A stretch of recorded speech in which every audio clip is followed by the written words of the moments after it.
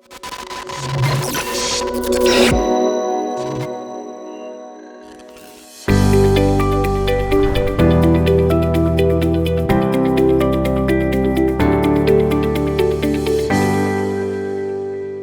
guys, so we're now back with our second parallel session of the day, and I'm so excited to introduce our next speaker. So in the past few years, we've seen how the way we interact with our devices have massively changed, and this is largely due to advances in technology in the user interface world.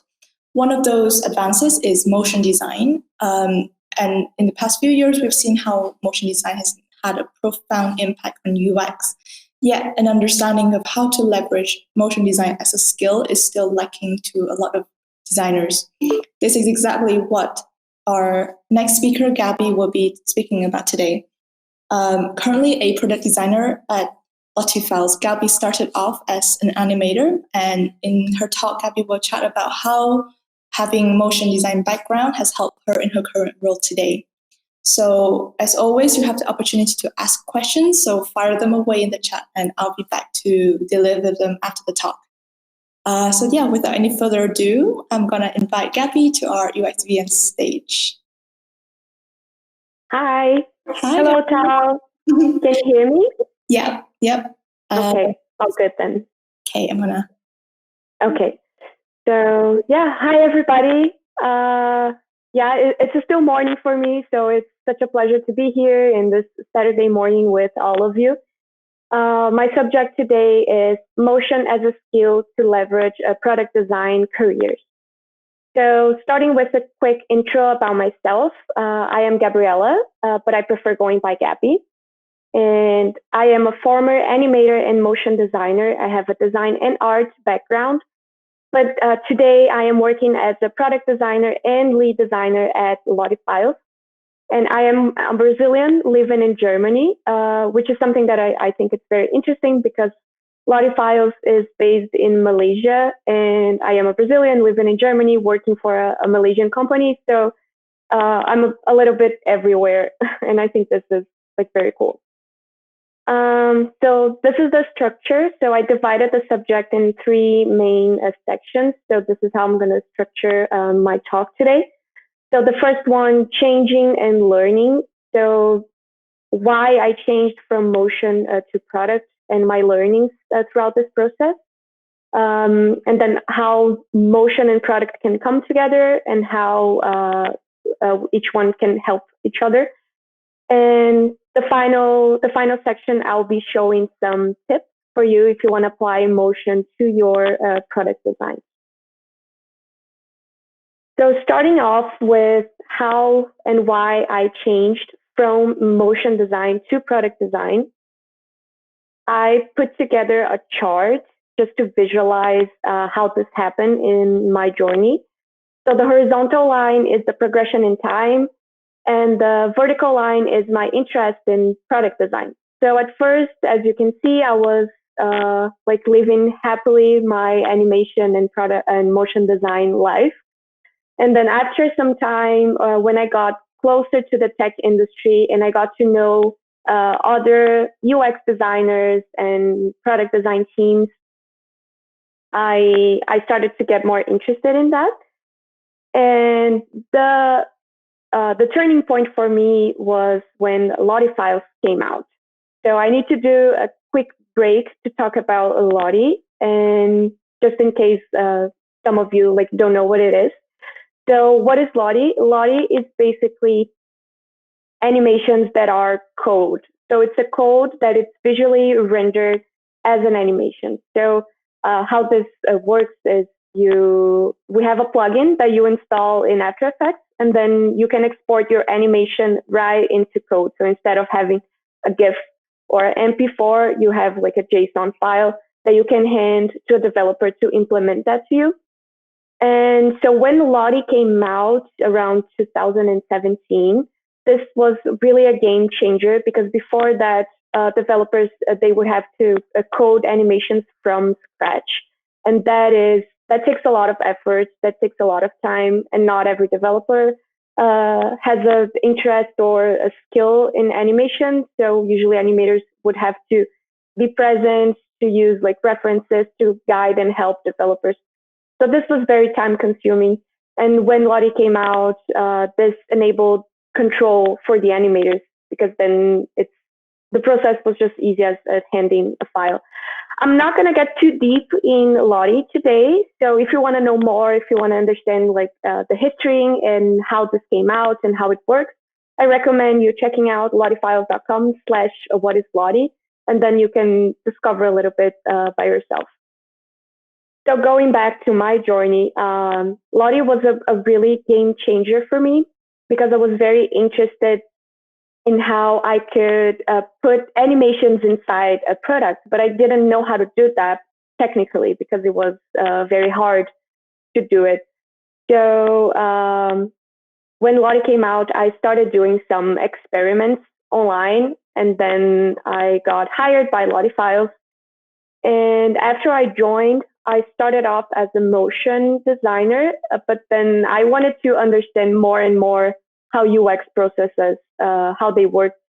And so I could merge those two in like the best way possible. So yeah, so I had the opportunity inside my team to switch, and I took that opportunity. And so after I joined, you can see like my interest in product design grew a lot, because I basically changed. And so my first tip came from in here, which is share your work.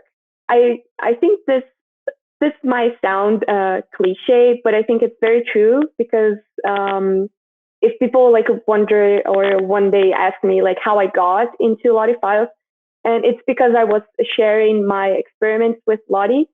And yeah, so I think that, again, like it's cliche, but it's a very valid point. So yeah, first step, share your work.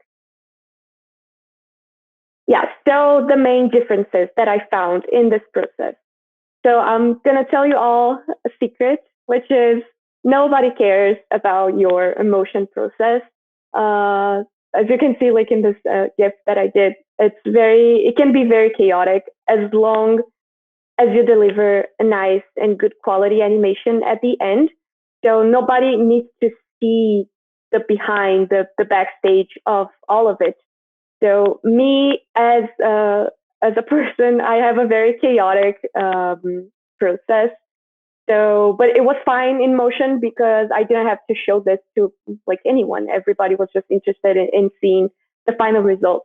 And this is not the case for UX and product, because I'm not saying that you cannot be chaotic. The thing is, you need to go back and organize your process, right? So this is how it works for me. So some people might not agree, I don't know, but this is how my process is today. So I take a step back and I take loops back just to like organize things and organize my thoughts, and also like a documentation. I document a lot. Another main difference that I found changing careers was the originality. As a motion designer, I wanted everything to be as original as possible, because I wanted my animations to be different from what you can find on the internet, and I wanted to have like my own style. I wanted to do something very artsy, or yeah, I don't know. But then this is a button that I draw that it's saying I'm not like the other ones, because I would overthink a lot, like super small things in a product design. Like for example, a button, or like a super simple parts of the flow and the journey, and I would wonder, how can I make this more original? But I mean, it's not always the case for product, because people, they need to be familiar with the things that they are interacting with. So it doesn't, if you do something too different from what people are used to, this will actually like ruin your UX and the usability of your product. So yeah, this is the joke that I did. So the product says, I'm not like the other ones, but no one understands me. Yeah, so after those main differences, I came with like how those two can come together, right? Like what they complement on each other. So speaking about the process, learning more UX definitely made me a better motion designer because now I ask the right questions for myself. This helped me in my overthinking process and delivering things when I got stuck in like a very creative thing. So it made me ask the right questions and just understand the purpose of why am I doing this animation and where this is going to be, what is public, and then this would help me in my creative process and to deliver the right thing. And as a motion designer coming to product design, I feel that I really have like an advantage because I had this like plus skill, and I know that the companies are looking more and more into like adding motion into their products, and I see a lot of like job openings where they ask for like plus skills, and motion is usually there, like some knowledge in motion and illustration. But I know it can be very overwhelming because when you think of motion, the first thing you think is After Effects, and After Effects, it's a monster. I'm not going to lie that it's an easy thing to learn because it's not. After Effects is complicated, and I know it's overwhelming also to learn. If you look for materials on Google to, I don't know, to start studying, and there's so many things out there, and you don't know how to start. So I know it can be a very overwhelming. So that's why I am here, because I'm going to help you like with this journey in like learning motion. So my tip in that is to start with the foundation of it, because I believe that I'm 100% sure that in the next years we'll see like more tools and more things coming to make emotion more accessible for people.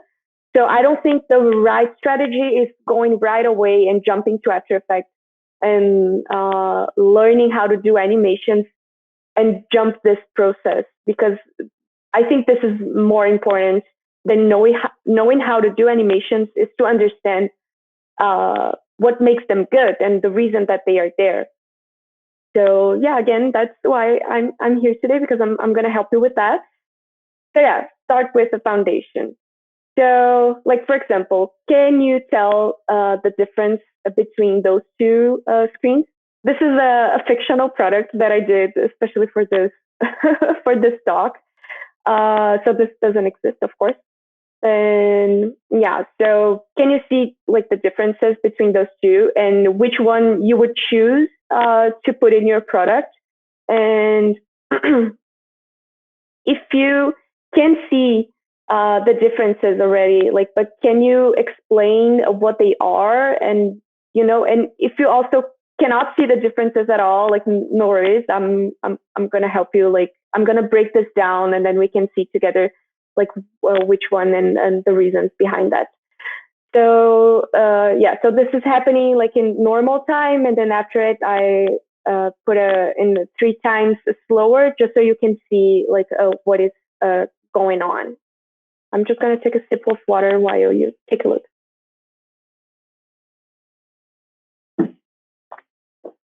Yeah. Okay, so let's break this down in some tips and the basics of emotion. So I'm gonna introduce each one, and then after it, I'm going to go back to my example, and then we're going to do like a checklist and see what they do have or not. So yeah, this is something that I put together myself. If you look for materials online, like even I highly recommend, for example, Material Design, but you can see it's way more deeper and it's a more like dense content. So that's why I put together this one, because I think it's a simplified version, and it's more like straightforward, and it's a simple like to begin with. And then after having those, you can go online and check and go deeper in those subjects. Starting with purpose, those questions that you need to ask yourself. when you are thinking and putting an animation inside, like in your process. So why to animate? What are you trying to achieve? And will this help usability and accessibility somehow? Because I'm going to show like some examples. I showed like Duolingo and Dropbox just to tell about their context. So for example, Duolingo, they use tons and tons of animations, and they bring like graphic animation, so you can see like a bunch of characters, a bunch of like cute stuff, and also the transitions and how the app works. It's very like bubbly, and it's fun, like the transitions. And that it's all because of their gamification thing that they bring in their learning platform, right? So yeah, so they have like a main purpose, which is to turn all the learning into a game. So they want to make this fun. So that's the main purpose of Duolingo in having animations. And I brought the Dropbox example as well, because the Dropbox, it's like their design team is of course a big reference for the design community, and they have like this really like cool and artsy and different like style of motion. And talking about the top right one, the oh hello, sorry for this little hiccup. This is like an error page, and the interesting part of this is supposed to be like a negative. Uh, this has a negative impact, right? Because you found like an error, but like this is not animated, but it could easily be an animation as well. But then the thing is, you remove the negative impact by adding this. So you actually think that you found like an Easter egg, you found something cool, you found like a gem, something hidden. So this is like the purpose of it, right? Specifically talking about like an empty state or an error page. So it's to relieve some stress and to to remove like the negative impact of the message. The next point is the narrative. You need to tell a story, and not only by talking about stories like with characters. Of course, you can do that. For example, Duolingo does it.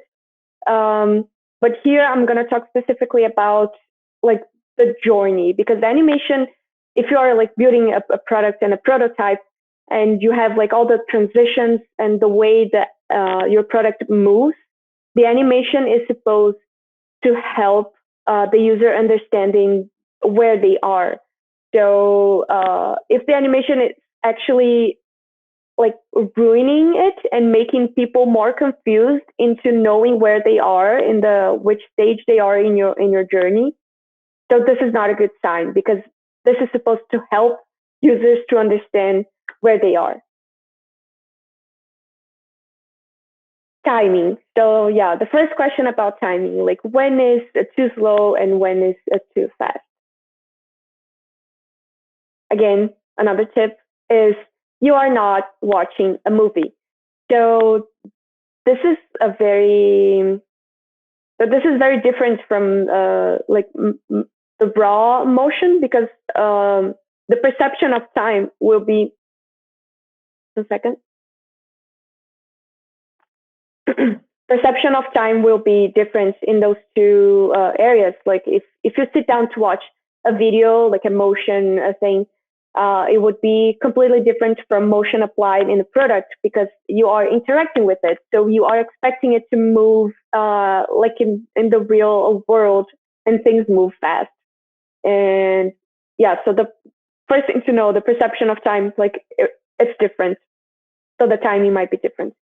So this is to be more tangible. I brought some numbers. I got this from Ballhead article, How Fast Should Your UI Animations Be? So she suggests that it should be around 200 milliseconds to 500 milliseconds. So yeah, this is the graph that I got from her article. So 100 to 20 to 200 milliseconds. Those are for like quick and simple movements. and then from 300 to 500 milliseconds, it's supposed to be for large moves and like complex animations and easing. Yeah. So yeah, this is just some numbers to show up for you. And then ease. Ease is supposed like to help with how natural your movement feels. So if you don't apply ease, I got this reference from material design. So again, I'm gonna recommend this material if you wanna after I take a look into more like deep details. They bring a bunch of examples, which like do's and don'ts, which is very helpful. Yeah, so I got this from their material, and yeah, so if you don't use ease, basically it turns your movements more like mechanical and robotic, and easing actually feels more natural because it's more similar to how nature works, right? Because you have, if you move your arm, if you move like yourself, and I don't know, when you walk, you have some peaks of like acceleration. So you're not constant, like you're not moving in a constant velocity all the time. Like we have ups and downs. So ease is here to help that. Refinement, less is better. So declutter and straightforward, because too much can ruin it. And I'm talking like the animations, like the amount of animations that you are putting, and also the way your animation works. Like if you're adding like too much complexity, this can ruin it. So it's better, to just keep simple. Okay, so now that we learned like all that, I'm going back to my example. Then we're gonna apply the concepts that I brought into the context of this fictional product that I created. So yeah, let's check the purpose. So the purpose of this is number one, right? So we are doing a container viewing. We are opening like the cat container, and then we're showing like we're turning it into a detail page where we can see like the details about that cat. And the narrative, it does follow a hierarchy. If you see in here, I added like this arrow just to show like how things move, because we see screens from the top left to right bottom. So everything in the animation like is following that direction. So for example, when it opens, you can see that the elements in the detail page, they are following this line, this like eye thing, the way we see. And also it is, everything is coming from like the top, and the top is the picture of the cat. So you can see that everything is related to that cat specifically. So it is following the hierarchy, and it's following the movement and this line of how we see things. The timing. So this one is taking approximately 300 milliseconds. And as we saw in a Volhead chart, this is considered like a normal way like to perceive the time in this one. And I am using ease on this one, so it's smoother the movement. And the refinement is simple. There's no clutter. It's straightforward. There's nothing like yeah. It's just as straightforward, and like it keeps my eye focused on what is going on, and then I can see exactly how things are going in here. And so let's see number 2 now. So the purpose, it stays the same. Like it's also like a container viewing. It's opening a container and showing like a detail a page. Yeah, so the purpose of those two are fine. The narrative. So in this one, it's a bit more problematic. So let me jump to the other one where, yeah, so you can see like those errors. Everything is coming from different directions. So you see like the other animals, the way they leave the screen, each one goes into a way. And then when you open like the cat, like the elements, some come from the right, some come from the left, some like the button comes from the bottom. So it really creates some confusion because the hierarchy is not clear. So yeah, so this one is it's not recommended. And the timing, this one is taking approximately 200 milliseconds. In this context, it's considered fast, especially because the narrative also it's not clear enough. So adding those two like together, this just creates like a confusion, and you need more time. Your brain needs more time to process what's going on. There's no ease applied in this movement, so it's very mechanical. It's not smooth. And the refinements, there's some like unnecessary bounces.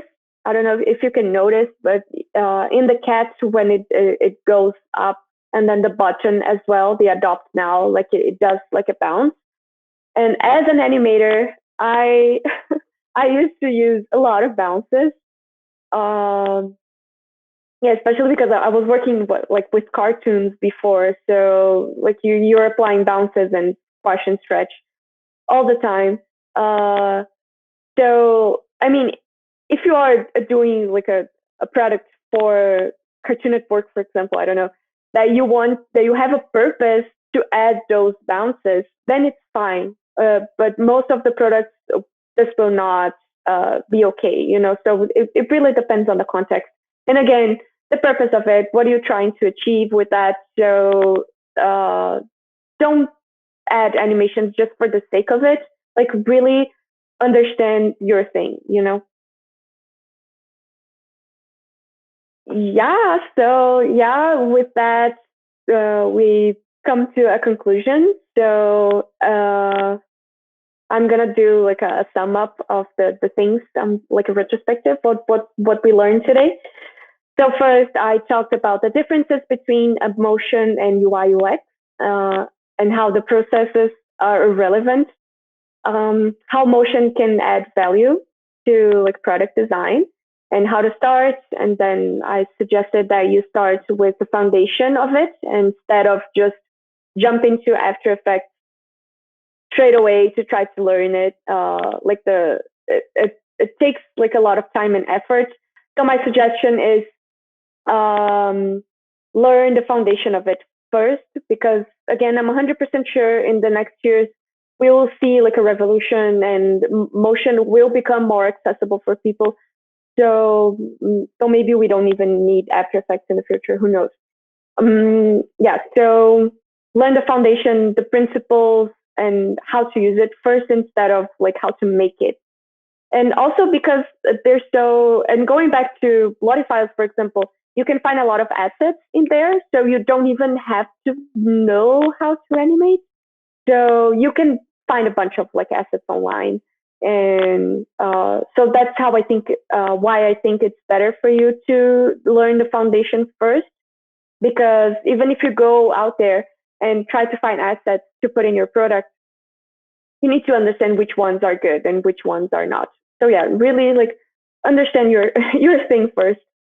And yeah, lastly, I introduced the guide to identify good motion with bringing the concepts of a purpose, a narrative, a timing, ease, and refinement.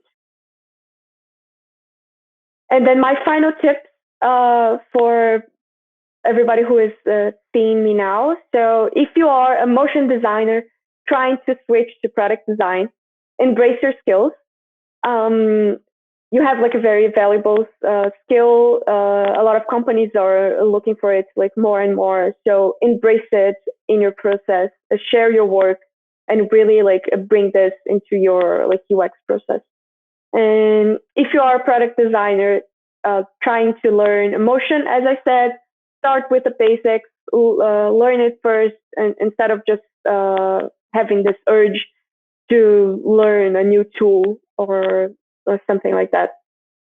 And a general tip for everybody is embrace what makes you stand out. Like today, I'm talking specifically about motion because that is the skill that I have. But I believe you can like look back at your baggage and bring any skill that can be useful for design, even if it's not a design skill. But I believe that any skill that you can bring can make your path more rich. So you definitely have like a standout point, and you have like a plus skill to add in your product design career. So again, this one I'm talking about motion, but it can be anything. Really depends on like your life and your journey till here today. And yeah, thank you so much. I also want to take some time just to appreciate all the women in tech. And I see you, and you're all doing amazing. And just to create like a circle like of gratitude, I wanted to thank my coworker Maylee for being such a support for me and helping me like putting this together, and yeah, for all the support she gives me. And yeah, so just I hope you all take this gratitude circle and like and be thankful for your coworkers and the people who are supporting you, and for me, like especially all the women around me. And yeah, see ya. If you can, oh yeah, sorry. If you want to follow me on Twitter or reach me out on LinkedIn, those are my social media. So my Twitter, Gabby Schmidt, and my LinkedIn, Gabriela Schmidt. So yeah, see you guys there. Hi, Gabby. Hi. Yeah, that was lovely because we've seen Maylee in the chat supporting you. Yeah, she's online. So we have about 5 minutes for Q&A. So since everyone's convinced to learn more about motion design, the first question is, how do I get started in motion design? Do you have any specific resources that a newbie can look at? Yeah, so I am gonna suggest like how I said like in the presentation, like start learning it first, like the concept, and don't feel too pressured to go right away into learning like new tools. So I highly recommend material design, and so just type material design on Google, and then they have like a very deep guide on like how to apply this into product design, and they have like do's and don'ts. So I highly recommend to check that. And after you get familiar with it, and then you start like feeling comfortable, then you can maybe experiment with After Effects, or I don't know, or you can bring also those skills to your prototype. Yeah. Awesome. So since you mentioned that After Effects is a little bit complicated to you, so our second question was, can you introduce any substitute tools to After Effects to be used to create animation? Maybe. Yeah.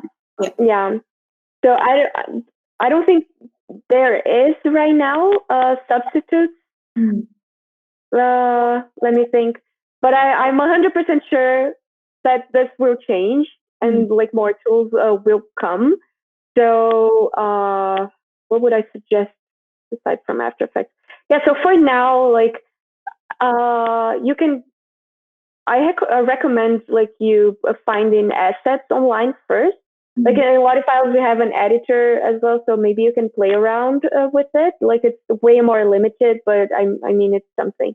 So if you have the time, and if you are like available to put that effort into learning After Effects, I think it's worth it, because I know it's hard in the beginning, but I promise it gets awesome after it. Like After Effects is one of my favorite softwares, and I feel at home with it. But the learning curve, it's a bit high, so you struggle in the beginning, but after you're learning, like it's pure magic.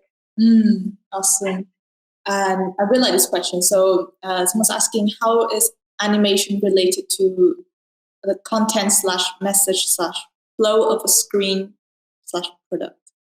So I guess like when you're as a motion designer, how do you work with like the UI team to decide like visuals come first, or from the beginning you decide like where motion comes in?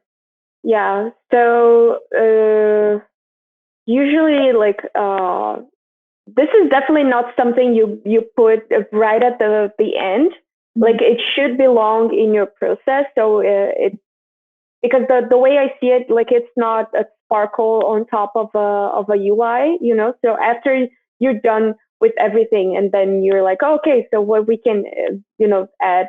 I mean, it can be, but usually it's better to think of it like it's more smart, I think, and there's less space for making it cluttered, you know, to like put it beforehand in your process and being part of it.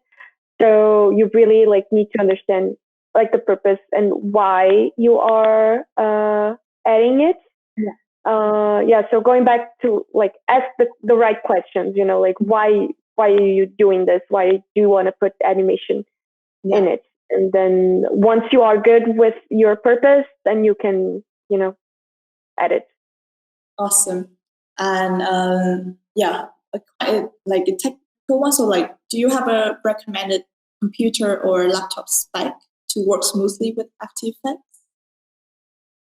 I personally use Apple, so I use a MacBook. But I see a lot of people using PCs as well. Like I like Apple. Like I've been using Mac for a long time, so I don't know if there's any specific.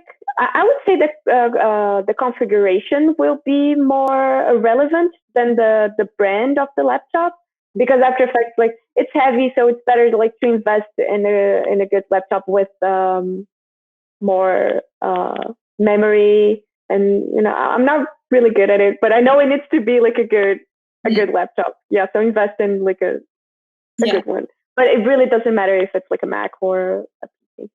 Awesome. So one last question from me, actually. So I'm actually curious, like, what brought you to motion design in the first place? Was animation something you've always been passionate about as a kid? Or That's a good question. I like it. Yeah, so I'm like I love cartoons. Like I watch cartoons till today. I'm completely obsessed. So when I like was growing up, and then I had to choose like a career, the only thing that came in my mind was like I want to do cartoons. I want to do like animation. So that's how I started. Like I got first in the entertainment industry. So I was actually like working, like doing cartoons and series for like TV. And yeah, but I don't know, life changes, and I don't know, maybe there's a hidden purpose for everybody out there. I don't know. But I ended up changing, but animation is like, it's totally my passion. And yeah, so this is something that follows me like since I'm a kid, definitely. wow, yeah, I think that's an amazing note to end on to our designers out there who have all these quirky skills that they should embrace as part of their journey. But yeah, thank you so much, Gabby. Yeah, thank you. Thank you so much for having me. Yeah, thank you. And yeah, see you soon. See ya. Bye, guys. Bye.